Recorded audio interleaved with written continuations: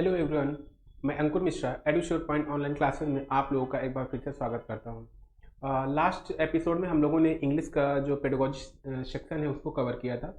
उसमें भी हम लोगों ने जो 7 फेब को पेपर हो चुका था उसको हम लोगों ने डिस्कस किया था। आज जो हम लोग डिस्कस करेंगे इंग्लिश पेडागोजी का ही पोर्शन रहेगा और जो 1 फेब ऑफ 2023 को पेपर हुआ था ऑनलाइन मोड में उसको हम लोग डिस्कस करेंगे। ठीक है, आइए देखते हैं। देखिएगा, क्वेश्चन को ध्यान से पढ़िएगा जिससे सही ऑप्शन तक हम लोग आसानी से पहुंच सकें। पहला क्वेश्चन है, which of the following is not true of language. कह रहा है which of the following is not true of language, यानी भाषा के लिए ये 4 स्टेटमेंट दिए हुए हैं। ठीक है, इन भाषा के लिए जो 4 स्टेटमेंट दिए हुए हैं इनमें से कौन सा सही नहीं है, यानी कौन सा गलत है। तो ऐसे क्वेश्चंस को करने के लिए हमने बताया पहले हम वो देख लेंगे कौन से सही हैं। भाषा के एक पॉइंट ऑफ व्यू से कौन से क्वेश्चन इसमें सही देखते हैं। All human languages are natural languages, बिल्कुल सही है। जितनी भी मानवीय भाषाएं हैं सारी नेचुरल लैंग्वेजेस हैं। A language should have a script to be a language, ये चीज बिल्कुल गलत है। लैंग्वेज की कोई भी लैंग्वेज हो, कोई भी भाषा, उसकी कोई स्क्रिप्ट नहीं होती है। लाइक ये कोई नॉवेल, ड्रामा या फिक्शन या स्टोरी नहीं जिसमें कोई कहानी लिखी हो या प्री डिसाइडेड कैरेक्टर हो, है ना, और प्री डिसाइडेड एंड हो। ये सारी चीज़ें लैंग्वेज में ही होती हैं। लैंग्वेज में क्या होता है, सारी जितनी भी लैंग्वेज है उसमें एक जो ग्रामर होता है वो बेस सबका एक जैसा होता है, जैसा कि चॉम्स्की ने कहा जो बेसिक ग्रामर है वो एक ही जैसी होती है। अब a language should have a script to be a language, ये बिल्कुल नहीं हो सकता है। अगला क्या है, लैंग्वेज इज प्राइमरली स्पोकन, ये भी बिल्कुल सही है। लैंग्वेज के पॉइंट ऑफ व्यू से क्यों सही है, क्योंकि प्राइमरली का मतलब, स्पोकन का मतलब ये है कि जब बच्चा इस दुनिया में आता है तो वो जो भी अपनी बातें बताने की कोशिश करता है, जिस वे में बताने की कोशिश करता है वो भी क्या है, वो एक प्रकार की भाषा ही है। क्योंकि भाषा का मतलब क्या है कि हम जो बात कह रहे हैं सामने वाला उस चीज को समझे इन एनी वे। ठीक है, मतलब हम जो कहना चाह रहे हैं वो सामने वाला अगर समझ रहा है तो क्या है मतलब कि सेम भाषा है दोनों की, या वो चीजों को समझ रहा है, यानी लैंग्वेज इज प्राइमरली स्पोकन। अगला क्या है, all languages have a grammar and a system, जो अभी बताया all languages have a grammar and system, सभी भाषाओं का एक ग्रामर होता है, एक सिस्टम होता है, एक पैटर्न होता है। ठीक है, तो इसमें से कौन सा ट्रू नहीं है, सेकेंड वाला ऑप्शन ट्रू नहीं है कि अ language should have a script. ठीक है, क्योंकि लैंग्वेज की कोई स्क्रिप्ट नहीं होती। अगला question, what is the duration of foundational years of schooling. Foundational year of schooling as recommended by NEP 2020, ये कह रहा है कि जो नेशनल एजुकेशन पॉलिसी 2020 है उसमें जो फाउंडेशनल ईयर को रिकमेंड किया गया है उसका ड्यूरेशन क्या है। ऑप्शन देखते हैं, first 5 years up to class second, बिल्कुल सही, पहला ही ऑप्शन सही है, बाकी गलत है। ठीक है, तो पहला सही है। अब समझिए इसको, एक फिगर के माध्यम से हम लोग समझने की कोशिश करते हैं। देखिए ये फाउंडेशनल ईयर, ठीक है। अब फाउंडेशनल स्टेज में देखिए जो 3 to 6, 3 to 6 का मतलब यहां समझिए 3 to 4, 4 to 5, 5 to 6। ठीक है, ये जो एज होगी 3 से 4 की और 4 से 5 की, 5 से 6 की, इसको कहेंगे आंगनबाड़ी या प्री स्कूल। क्या कहेंगे, आंगनबाड़ी या प्री स्कूल। ये कब तक रहेगी, 3 साल तक। आप काउंट कीजिए, 1 साल ये, 1 साल ये, 1 साल ये, 3 ईयर तक। ठीक, अगली जो 6 से शुरू होगी, 6 to 7 और 7 to 8, ये जो होगा इसमें बच्चा फर्स्ट से लेकर सेकंड क्लास तक होगा। ठीक है, तो यानी स्टार्टिंग कहां से हुई है, 3 से 8 तक, जो 5 साल का जो ये ड्यूरेशन है, इसमें बच्चा आंगनबाड़ी प्री स्कूल से शुरू करेगा, कहां तक, क्लास सेकंड तक। यही तो हमारा ऑप्शन कह रहा था, first 5 years up to class second, ये क्या है, फाउंडेशनल ईयर्स। ठीक है, उसके बाद हमारा आ जाता है प्रिपरेटरी, मिडिल और सेकेंडरी। ठीक है, अगला क्वेश्चन देखते हैं, minority language speaking learners are admitted to a school where the language of the state is the medium of instruction. समझने की कोशिश करिएगा। क्वेश्चन क्या कह रहा है कि ऐसे लर्नर हैं जिनकी लैंग्वेज माइनॉरिटी लैंग्वेज स्पीकिंग है, मतलब कि वो उस स्टेट में कम से कम बोली जाती है, ठीक है, बहुत कम बोली जाती है। लाइक दैट अगर हम इंडिया की बात करें जैसे कश्मीरी और सिंधी, ठीक है, बिलो देन 1%। तो ये क्या है, माइनॉरिटी लैंग्वेज है, ठीक है। अब ये कह रहा है कि माइनॉरिटी लैंग्वेज वाले बच्चे को ऐसे स्कूल में डाल दिया गया है जहां पे उसकी लैंग्वेज स्टेट लैंग्वेज है। क्वेश्चन को समझिएगा, वो स्टेट लैंग्वेज कोई भी हो सकती है, लेकिन वो इससे डिफर है, जो उस माइनॉरिटी लैंग्वेज स्पीकिंग लर्नर की लैंग्वेज है उससे बिल्कुल अलग है। और इस स्कूल में जो भी इंस्ट्रक्शन दिए जाते हैं सारे स्टेट लैंग्वेज में ही दिए जाते हैं, ठीक है। अब इस बच्चे ने सपोज दैट उसकी कश्मीरी लैंग्वेज है या सिंधी कोई भी माइनॉरिटी, ठीक है, उसको इसमें एडमिशन लिया, इसने सपोज कश्मीरी भाषा है, ठीक है, इसमें इसने एडमिशन लिया, ठीक है। अब आप ये बताइए स्टेट लैंग्वेज इसमें बोली जा रही है, सपोज इंग्लिश ही बोली जा रही है, कॉमन लैंग्वेज, ठीक है। अब एक कश्मीरी एक लर्नर है जिसकी लैंग्वेज कश्मीरी है, उसको इंग्लिश ऐसे स्कूल में डाल दिया गया जिसकी लैंग्वेज क्या है, इंस्ट्रक्शन की या मीडियम की क्या है, इंग्लिश है।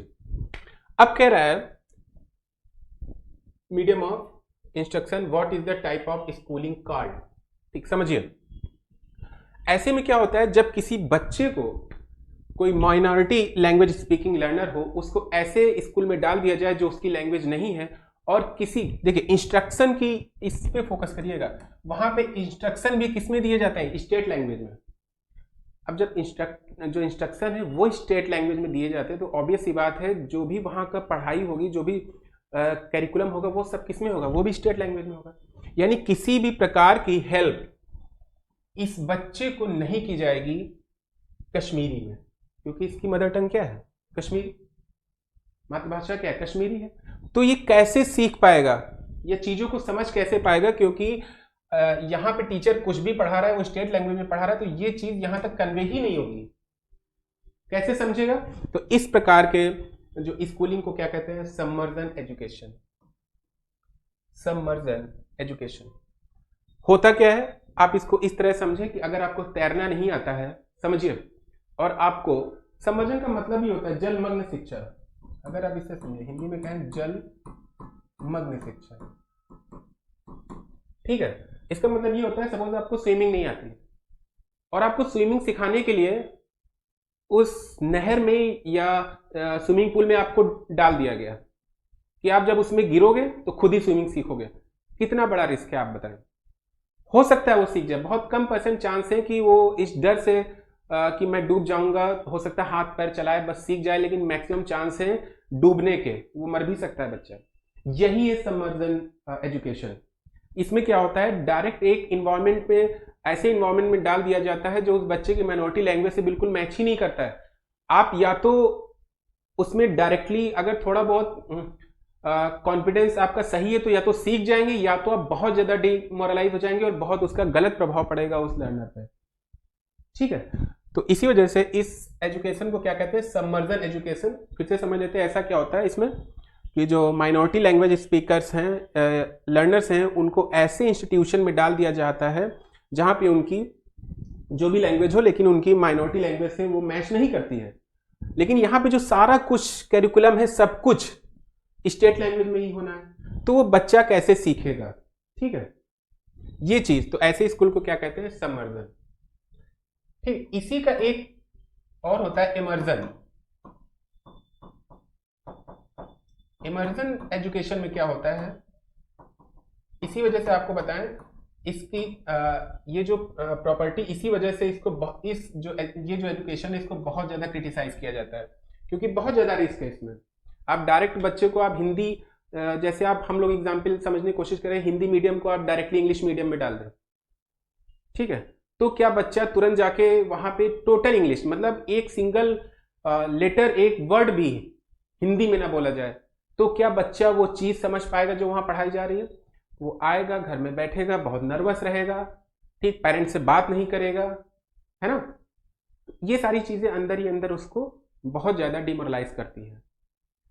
अब इमर्जन एजुकेशन क्या है, यहाँ पे एक हेल्दी इन्वायरमेंट दिया जाता है। पहले जैसे मैंने तैरने का एग्जाम्पल दिया, समझिएगा, पहले तो उन बच्चों के साथ अगर उसको स्विमिंग सीखनी है तो उन बच्चों के साथ उस लर्नर को डाला जाएगा जो बच्चे और बच्चे हैं जो वो स्विमिंग सीखना चाहते हैं या जो सीख रहे हैं। तो उनके साथ जब वो बैठेगा, देखेगा हाँ स्विमिंग का तरीका क्या होता है, कैसे हाथ चलाए जाते हैं, कैसे पैर चलाए जाते हैं, यानी धीरे धीरे एक नेचुरल वे में वो स्विमिंग सीखेगा। सेम होता है इमर्जन एजुकेशन में। इसमें क्या होता है, कश्मीरी को डाला तो जाएगा इसमें स्टेट लैंग्वेज में, लेकिन यहाँ पे भाषा स्टेट लैंग्वेज ना होके समय समय पर कश्मीरी ही बोली जाएगी। जब उसको जरूरत पड़ेगी बहुत ही हेल्दी इन्वायरमेंट में चीजों को सीखेगा, यानी धीरे धीरे ये कश्मीरी से स्टेट लैंग्वेज में आ जाएगा, या जो भी लैंग्वेज टारगेट लैंग्वेज है उसको ये अचीव कर लेगा, सीख लेगा। ठीक है, ये होता है इमर्जन एजुकेशन। और यहाँ पे क्या है, सबमर्जन। बाइलिंगुअल एजुकेशन क्या होता है, जहाँ पे दोनों मीडियम में पढ़ाया जाता है। मल्टीलिंगुअल एजुकेशन क्या होता है, जहाँ पे मोर देन 2 लैंग्वेजेस यूज होती हैं। इंग्लिश मीडियम, जहाँ पे केवल इंग्लिश। ठीक है, तो इस क्वेश्चन का सही आंसर क्या है, पहला, सबमर्जन एजुकेशन। अगला देखते हैं।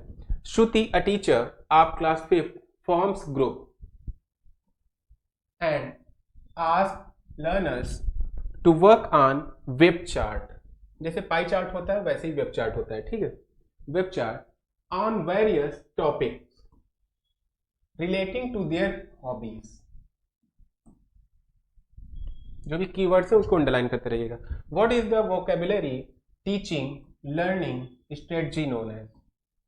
यहाँ पे बात हो रही है वोकेबुलरी टीचिंग लर्निंग स्ट्रेटजी की। ठीक है, क्या क्या श्रुति ने, अ टीचर ऑफ क्लास 5th की टीचर है श्रुति।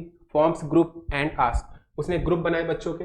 And ask learners to work on web chart, जैसे पाई चार्ट होता है उसी प्रकार से वेब चार्ट। वेब चार्ट का मतलब जैसे कोई थीम ले लीजिए, इस टाइप है ना, बॉक्सेस में बनाना। Web chart on various topics, और टॉपिक क्या है, hobbies. What is this vocabulary teaching learning strategies. ठीक है, topic based approach to vocabulary learning, no, क्योंकि यहाँ पे टॉपिक नहीं दिया गया है कोई। Constructive approach to vocabulary learning, no. Constructive का मतलब क्या है, constructivist approach.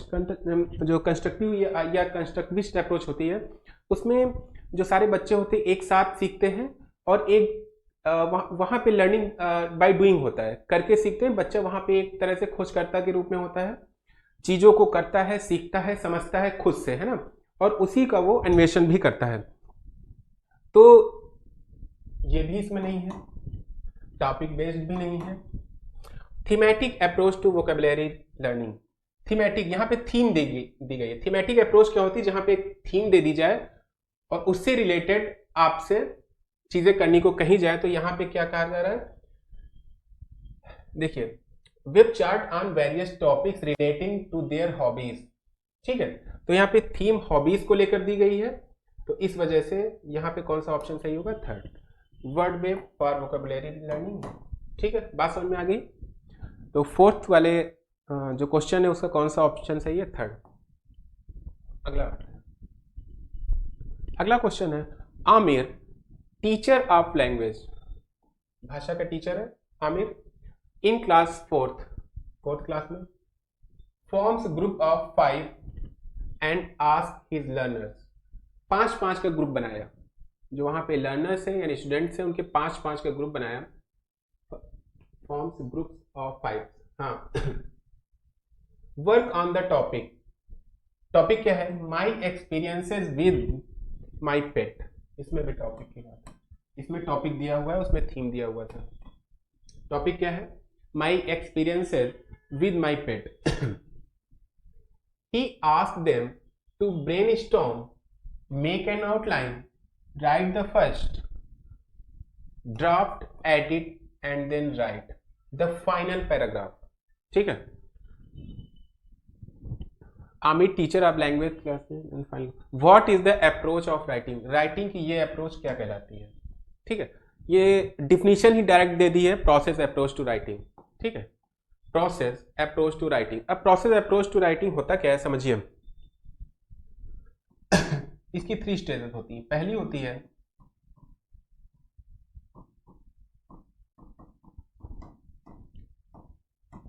Pre writing stage, दूसरी होती है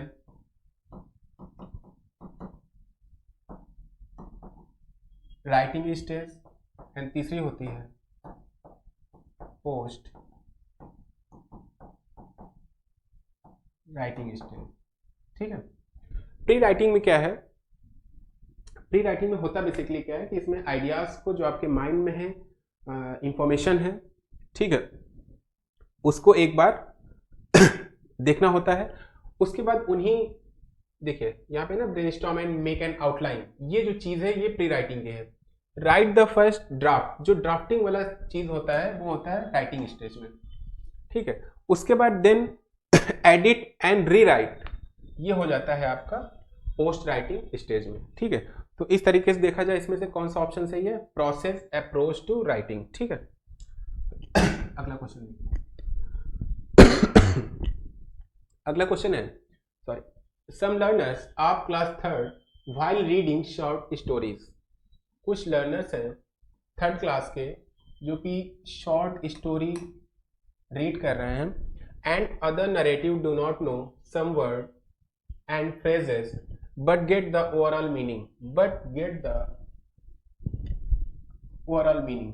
based on the word which appeared before in the text and understand the text. What do they get to understand the text? अब देखिए, जब भी मीनिंग की बात आती है वहां पे क्या होता है, सिमेंटिक होता है। ठीक है। और जब साउंड की बात आ जाए, क्या साउंड सही है या स्ट्रक्चर, तो वहां पे सिंटैक्टिक होता है, क्लोज। यहां पे क्लोज की बात कर रहा है, समझिए कैसे। अगर हम सिंटैक्टिक की बात करें तो अगर मैं ये कहूं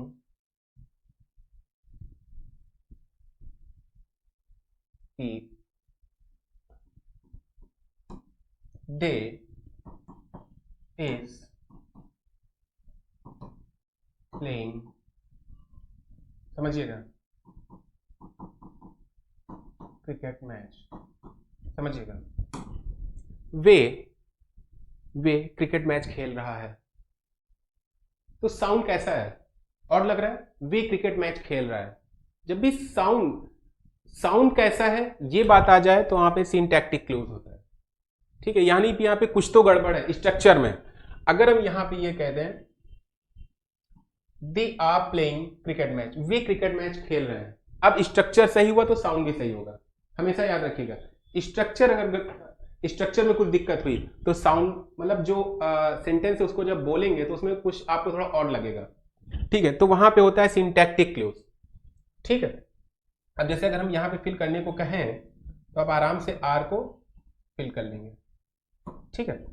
अब सिमेंटिक क्या है, मीनिंग की बात आती है, ये किस पे बेस होता है, मीन। ठीक है। मीनिंग मतलब क्या, जैसे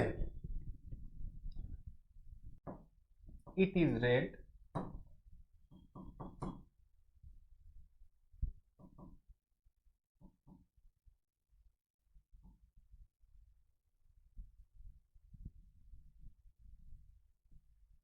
it is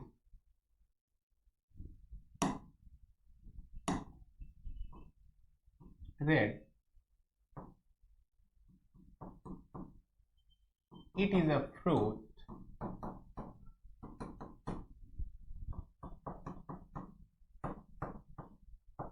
it grows on a tree। अगर आप किसी बच्चे से पूछेंगे तो वो तुरंत ही सेंस लगाएगा कि बात किसकी हो रही। इट इज रेड, ये रेड कलर का है, ये एक फल है और ये पेड़ों पे उगता है, तो वो क्या रहेगा, एप्पल, है ना। तो जब सेंस कॉन्टेक्स्ट की बात हो, कॉन्टेक्स्ट की जब बात होती है वहां पे क्या मेक सेंस निकल रहा है, तो वहां पे क्या होता है, सिमेंटिक क्लूज होता है। और यहीं पे कह रहा है some learners while reading short story learners पढ़ रहे हैं। ठीक है। अब वहां पे क्या है कि कुछ मीनिंग टफ लग रही है, जब मीनिंग टफ लगती है तो वो ओवरऑल जो आसपास की मीनिंग्स दी हुई है उससे वो कॉन्टेक्स्ट के बेस पे, जो कॉन्टेक्स्ट है उस टॉपिक का, उसके बेस पे उस वर्ड का मीनिंग निकाल लेते हैं। तो इसको क्या कहते हैं, सिमेंटिक क्लूज। सिमेंटिक क्लूज का मतलब है does it make sense, does it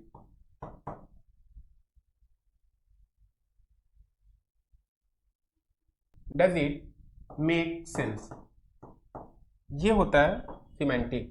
syntactic क्या होता है,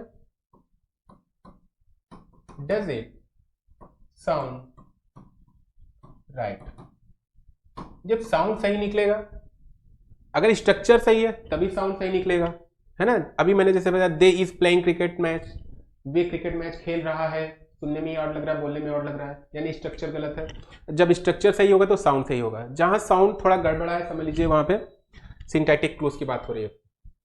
अब जहां पे सेंस की बात आ जाए, मेक सेंस, जैसे ये सारे सेंटेंसेस थे उससे उस बच्चे ने सेंस लगा लिया, या एप्पल की बात हो रही है तो वहां पे सिमेंटिक क्लूज। और यहीं पे यहां पे वही चीज हो रही है कि देखिए narrative do not know some word and phrases, कुछ शब्द और फ्रेजेस को तो वो नहीं जानता, but get the overall meaning, overall meaning वो निकाल पा रहा है, ठीक है, किसकी सहायता से, जो आसपास के और वर्ड वहां पे दिए हुए हैं। तो जब मीनिंग की बात आ जाएगी निकालने की, तो वहां पे क्या होगा, सिमेंटिक क्लोज की बात हो रही है, यानी यहाँ पे सिमेंटिक क्लोज। कौन सा ऑप्शन सही है, थर्ड, ठीक है। अगला क्वेश्चन देखते हैं। अगला क्वेश्चन है Aastha a teacher, Aastha a teacher of class second, Aastha class second की teacher tells stories in different ways, मतलब अलग अलग तरीके से वो स्टोरी को सुना रही है। In one of the story telling classes she tells the first line, एक बार स्टोरी टेलिंग की क्लास हो रही थी, शी टेल्स, उसने फर्स्ट लाइन टेल किया ऑफ स्टोरी, सुनाया, and ask her learners to repeat after her first with closed eyes. समझिए, क्लास में वो स्टोरी सुना रही है, जैसे ही उसने स्टोरी की एक लाइन सुनाई, फिर उसने स्टूडेंट से कहा, अपने लर्नर से कहा कि आप लोग आइज क्लोज करें, और जो मैंने लाइन बोली है, जिस पिच में बोली है, जिस प्रोसेडी में बोली है, यानी कि जिस रिदम में बोली है, उसी सेम डिक्टो वैसे उसको फॉलो करें, ठीक है। And then recall the same silently in the mind, she continues in the same manner, आगे भी उसने ऐसे ही किया। What is this technique of story telling known as, इसको कहते हैं इको टेक्निक। ये जो लिखा हुआ है वो इको टेक्निक ही है। रिपीट आफ्टर मी टेक्निक नहीं, क्लोज्ड आई टेक्निक नहीं, स्टोरी मेमोराइजेशन टेक्निक नहीं, कौन सी, इको टेक्निक। इको टेक्निक में ही ये होता है कि टीचर क्या करता है कि एक लाइन को बोलेगा, उसके बाद स्टूडेंट या लर्नर से कहेगा कि हमारी इस लाइन को रिपीट मन में आप रिकॉल करें, लेकिन किस वे में, ऐसा नहीं है। देखिए जब भी स्टोरी होती है उसमें कई सारे कैरेक्टर होते हैं, कोई कैरेक्टर गुस्से में बोल रहा है, कोई बहुत पोलाइटली बोल रहा है ना, तो उस पिच का भी ध्यान रखना, जिस पिच में स्टोरी सुनाई जा रही है, कहाँ पे वॉइस लो है, कहाँ पे हाई है, कहाँ पे पैरेलल है ना, उसी रिदम से डिक्टो जैसी टीचर बोला वैसे ही उसको रिकॉल करना होता है बच्चे को। तो ऐसी टेक्निक को क्या कहते हैं, इको टेक्निक, ठीक है। अगला है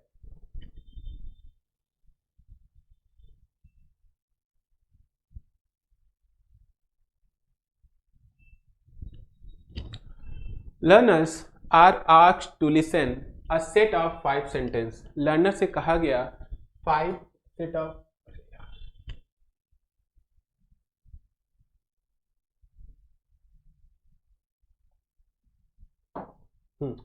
लर्नर से कहा गया asked to listen to a set of 5 sentences, set of 5 sentences का set from their environmental studies textbook, as the teacher reads out the sentences twice। समझिएगा, इन्वायरमेंट स्टडीज की बात हो रही है, उसमें एक टेक्स्ट बुक है, उस टेक्स्ट बुक में जो भी टॉपिक है टीचर ने रीड आउट किया हुआ है सेंटेंस ट्वाइस, 2 बार सेंटेंस को रिपीट कर रही है, ठीक है। Then the learners are asked to discuss in their groups to recall, recreate the sentence, not necessarily the exact sentence। ये कहा गया जब भी एक तो वो टीचर क्या है 2 बार सेंटेंस को बोल रही है, उसके बाद learners from their study textbook है, teacher reads out the sentences, then the learners are asked to discuss. हाँ, जो लर्नर्स है उनसे डिस्कस करने के लिए कहा गया है इन देयर ग्रुप्स, उनके ग्रुप से बने हुए हैं, कि उस सेंटेंस को रिकॉल करो, भरी वो डिक्टो वैसे ना हो, लेकिन उसके नियर हो, ठीक है, बिल्कुल वैसा ना हो जैसे टीचर ने बताया है, लेकिन कम से कम उसके नजदीक हो, उसके जैसा उसके आसपास मीनिंग वैसा ही निकलता हो, ठीक है।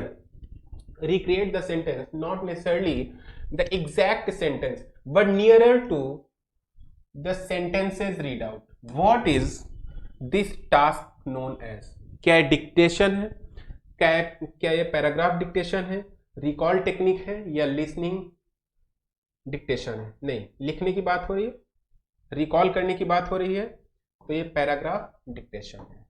अब देखिए यहां पे कंफ्यूजन होगी, बहुत लोग रिकॉल पे टिक करेंगे इसमें, क्योंकि इसमें रिकॉल वर्ड आया हुआ है। अब पैराग्राफ डिक्टेशन और रिकॉल टेक्निक में अंतर को समझिए। रिकॉल टेक्निक क्या होती है समझिएगा, कि जो भी टॉपिक हमको लर्न करना होता है, सपोज ये टॉपिक है,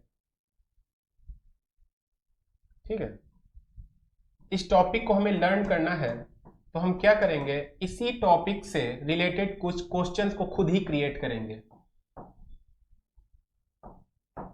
ठीक है। हाँ, सपोज हमने 3 क्वेश्चंस को क्रिएट किया हुआ है, टॉपिक को हमको सीखना है, समझना है, तो हम ही वो लर्नर क्या करेगा, वही इस टॉपिक से क्वेश्चंस को क्रिएट करेगा, उनके आंसर को राइट करेगा। आफ्टर सम टाइम, कुछ समय के बाद उस पर ब्रेनस्टॉर्म करेगा। ब्रेनस्टॉर्म करने का मतलब यह है कि जब एकांत में बैठेगा तो सोचेगा कि जो मैंने क्वेश्चन क्रिएट किए थे मैं उसका आंसर दे पा रहा हूं कि नहीं, तब वो क्वेश्चन के आंसर को रिकॉल करेगा। इस चीज को क्या कहते हैं, रिकॉल टेक्निक, ठीक है। जब किसी टॉपिक को लर्न करना होता है, उससे जब लर्नर खुद से क्वेश्चन को क्रिएट करता है, आंसर को लिखता है, आफ्टर सम टाइम फिर उन आंसर को रिकॉल करता है, इसको क्या कहते हैं, रिकॉल टेक्निक। लेकिन पैराग्राफ जो डिक्टेशन है वो क्या है, कि जब भी teacher reads out sentences twice, हर सेंटेंस को टीचर 2 बार पढ़ रही है, ठीक है। Then the learners asked to discuss in their groups to recall recreate the sentences, ठीक। उसके बाद उन सेंटेंसेस को रिकॉल करना है, टीचर 2 बार पढ़ रही है, उसके बाद उन सेंटेंसेस जो टीचर ने पढ़ा है उसके बारे में बच्चों को आपस में डिस्कस करना है। अब डिस्कस करने में हो सकता है कि वो भूल जाए कि टीचर ने क्या कहा था, बट कम से कम नियरर टू द कॉन्टेक्स्ट या nearer to the that sentence, वहां तक वो बच्चे पहुंचे। इस चीज को क्या कहते हैं, पैराग्राफ डिक्टेशन, ठीक है। अगला क्वेश्चन देखते हैं। अगला क्वेश्चन है, which of the following is the government of India's flagship program to promote Indian languages and culture in schools, ठीक है। अब कह रहा है ये ऑप्शन दिए हुए हैं, ठीक है, फ्लैगशिप प्रोग्राम्स दिए हुए हैं, इनमें से कौन सा ऐसा प्रोग्राम है जो भारतीय भाषा और कल्चर को प्रमोट करता हो। एक भारत श्रेष्ठ भारत, ठीक है, इसको समझ लेते हैं, 2015 में शुरू किया गया, ठीक है। सरदार वल्लभ भाई पटेल की जो 140th बर्थ एनिवर्सरी पे,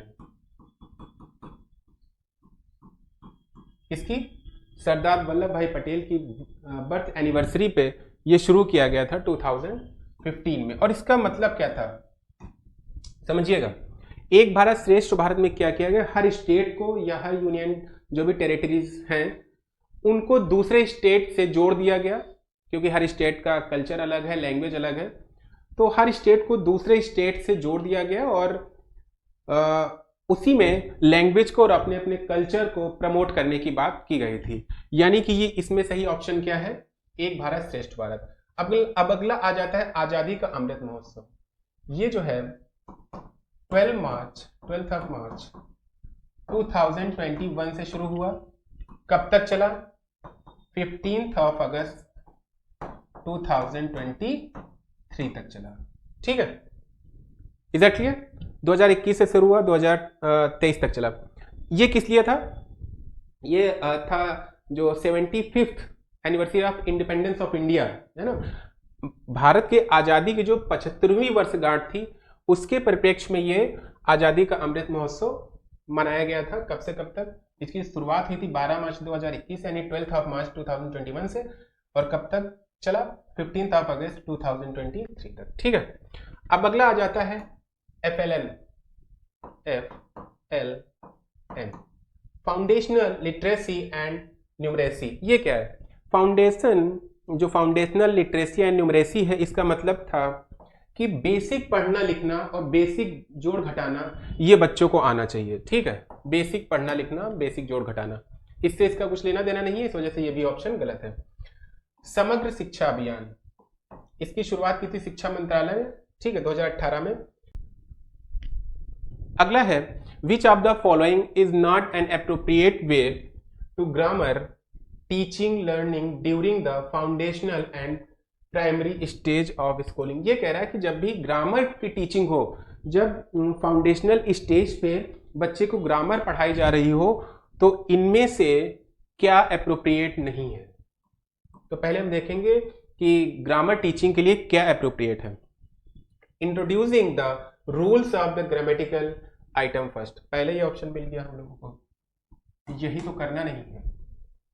एक तो फाउंडेशनल जब भी बात आती है प्राइमरी लेवल पे हमें इंडक्टिव मेथड यूज करना होता है, सबको पता होगा क्या यूज करना होता है, इंडक्टिव मेथड। और इंडक्टिव मेथड कहता क्या है, पहले एग्जाम्पल बताइए, देन आप रूल्स पे आइए। यहां पे क्या कह रहा है, पहले introducing the rules of the grammar, ये करना ही नहीं है फाउंडेशनल स्टेज पे। बाकी ऑप्शन देखते हैं, introducing nouns as a naming words, यहां भी एग्जाम्पल की बात की, जैसे नाउन्स, आप नाउन के बारे में आपको बताना है, तो noun is the name of place और थिंग, तो पहले नेम बताएं, लखनऊ क्या है, ठीक है। किसी पर्सन का नेम बताएं, किसी चीज का, फैन क्या है, तो पहले हम लोग एग्जाम्पल टू रूल जाते हैं, एग्जाम्पल टू रूल, और यही क्या है, यही इंडक्टिव मेथड है, ठीक है। Introducing adjective as a describing word, यहां भी कह रहा है पहले वर्ड को डिस्क्राइब करें देन हम एडजेक्टिव पर आए, यहां भी एग्जाम्पल टू रूल की बात कर रहा है। Introducing the grammatical item in context first and then rules, इसमें भी एग्जाम्पल टू रूल की बात कर रहा है। तो ये तीनों तो एग्जाम्पल टू रूल की बात कर रहा है, लेकिन ये रूल टू एग्जाम्पल की बात कर रहा है, यानी ये हमें करना ही नहीं है, तो कौन सा ऑप्शन सही है, पहला, ठीक है। Which of the following is not appropriate. अगला क्वेश्चन है, which of the following is not true of using rhymes and songs during the formative year of language. देखिए फॉर्मेटिव ईयर का मतलब होता है pre childhood age, pre childhood age, ठीक है। Pre childhood as का मतलब है जन्म से लेके 8 तक की बात करता है, ठीक है, स्टार्टिंग की। अब बात आती है कि प्री चाइल्डहुड एज में राइम और सॉन्ग का क्या मतलब है, ठीक है, या राइम और सॉन्ग को लेकर कौन सी चीज इसमें सही नहीं है। Rhymes and songs for learning grammar, क्या पोयम या गाने, राइम्स, क्या उससे ग्रामर सीखी जा सकती है, बिल्कुल नहीं, वो भी प्राइमरी स्टेज पर। Rhymes and songs for enjoyment, जो भी फाउंडेशनल स्टेज है या जो फॉर्मेटिव स्टेज है, उसमें प्लेजर के लिए ही लोग पढ़ते हैं, बच्चे जो है प्लेजर के लिए पोयम का, कहानी का यूज होता है। Rhymes and songs as language input, ये भी सही है, एज लैंग्वेज इनपुट। अगला है rhymes and songs for exercising the imagination, इसमें क्या होता है, बच्चे इमेजिनेशन करते हैं, जैसे ट्विंकल ट्विंकल लिटिल स्टार, ये पोयम आप सुनाएंगे तो जो तारों का टिमटिमाना है वो अपने माइंड में क्या करते हैं, उसको अपने माइंड में उसकी कल्पना करते हैं, उसको इमेजिन करते हैं, है ना। तो ये भी ऑप्शन ये सही है। गलत कौन सा है, ये कि rhymes and songs for learning grammar, जो राइम्स एंड सॉन्ग्स हैं वो ग्रामर को सीखने के लिए बिल्कुल नहीं होते हैं, और यही कह रहा कौन सा नहीं सही है, तो ये तीनों तो सही है, ठीक है। अगला क्वेश्चन, अगला है, a teacher give the following questions after they have read story. एक टीचर है, स्टोरी को रीड करने के बाद after they have read following question, ठीक है। Imagine you are the daughter, ये किससे कह रहा है, एक लर्नर से। Imagine you are the daughter in the story, आप इस स्टोरी में डॉटर हैं। Write your diary entry after wedding event, अपनी डायरी में आफ्टर वेडिंग यानी शादी के बाद जो भी इवेंट है उनकी एंट्री करिए। In your home that day, which typology of question would this come under, ठीक है। शॉर्ट आंसर क्वेश्चन, बिल्कुल नहीं। एक्स्ट्रापोलेटिव क्वेश्चन, बिल्कुल सही। लॉन्ग आंसर, बिल्कुल नहीं। आर्गुमेंटिव क्वेश्चन, बिल्कुल नहीं। कौन सा सही है, एक्स्ट्रापोलेटिव क्वेश्चन। अब जान लीजिए एक्स्ट्रापोलेटिव क्वेश्चन होता क्या है। पास्ट एक्सपीरियंसेस के बारे में लिखना, ठीक है, या नॉन डाटा है, कोई चीज हमें पता है उसके बारे में जो भी क्वेश्चन पुट किए जाते हैं उसे क्या कहते हैं, एक्स्ट्रापोलेटिव क्वेश्चन। अब यहां पे जो चीज पता है, क्या कहा गया है, इमेजिन उस लड़की को डॉटर बना दिया गया है उस स्टोरी में, तो उसको डाटा पता है, उसी डाटा से उसको क्वेश्चन के आंसर को लिखना है। तो इसमें से कौन सा ऑप्शन सही है, एक्स्ट्रापोलेटिव क्वेश्चन। ये जो टीचर ने इसको दिया है वो कौन सा क्वेश्चन दिया, एक्स्ट्रापोलेटिव, ठीक है। अगला है a teacher collects the performance of learner over a period of time and record to use them for overall assessment of learner for the term, ठीक है। देखिए जब भी रिकॉर्ड की बात आती है तो वहां पे पोर्टफोलियो की बात आती है, ठीक है, बच्चे के रिकॉर्ड को रखना, ठीक है, बच्चे को रिकॉर्ड को रखना क्या कहलाता है, पोर्टफोलियो। अब देखिए इसमें ऑप्शन में होगा, कॉन्टिन्यूअस असेसमेंट है ही नहीं, लगातार चलने वाला है, ठीक है, पोर्टफोलियो असेसमेंट, यही ऑप्शन सही है। क्योंकि जब भी बच्चों की जो भी रिकॉर्ड है, ठीक है, उसका इंटरेस्ट क्या है, उसको क्या पसंद है क्या नहीं पसंद है, ठीक है, कौन सा सब्जेक्ट उसका स्ट्रांग, उसके वीकनेस, सारी चीजें उसमें होती हैं, तो उसको लेकर जो असेसमेंट होता है वो पोर्टफोलियो असेसमेंट होता है। सबमेटिव क्या होता है, सबमेटिव ईयरली या टर्म वाइज होता है, ठीक है, टर्म वाइज या